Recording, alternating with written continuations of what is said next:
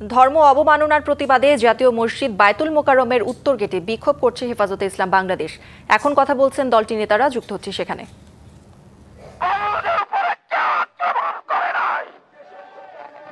আল্লাহর বিরুদ্ধে কথা বলেছেন, রাসূলের বিরুদ্ধে কথা বলেছেন, কোরআনের বিরুদ্ধে কথা বলেছেন, ইসলামী শরীয়তের বিরুদ্ধে তারা কথা বলেছেন। শরীয়তের আইন হইল ওয়াজিবুল কতল। সুতরাং আমাদেরকে বাধ্য করবেন না, বাধ্য করবেন না।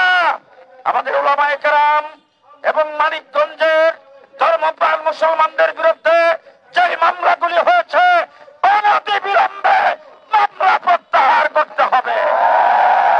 হাউলদের সঙ্গে যারা জড়িত আছে, আগামীকাল শনিবার, এর পরের শনিবারের আগে তাদের সবাইকে গ্রেফতার করতে হবে।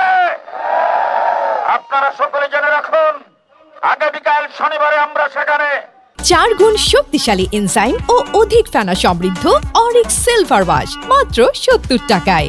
হেফাজতে ইসলাম মানিকগঞ্জ জেলার পক্ষ থেকে সমাবেশ ঘোষণা করা হয়েছিল। প্রশাসন বলছেন তারা অ্যাকশনে যাবেন, মামলা প্রত্যাহার করবেন। এই জন্য সেটা ডেট পিছানো হয়েছে।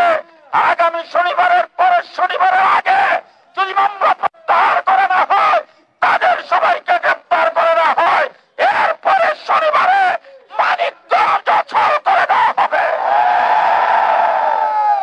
আমি প্রশাসনের ভাইদেরকে বলতে চাই, যারা আজকে তাদের পক্ষ অবলম্বন করবেন, কেন্দ্রীয়ভাবে আমরা কোনো বিক্ষোভ দিবস ঘোষণা করি নাই। আজকে প্রথম জুন হেফাজতে ইসলামী আয়োজন করেছেন, কিন্তু দেখেন মসজিদ থেকে মানুষগুলি মিছিল সহকারে আসছেন। ঢাকা নগরী আজকে মিছিলের নগরীতে পরিণত হয়েছে। বাংলাদেশের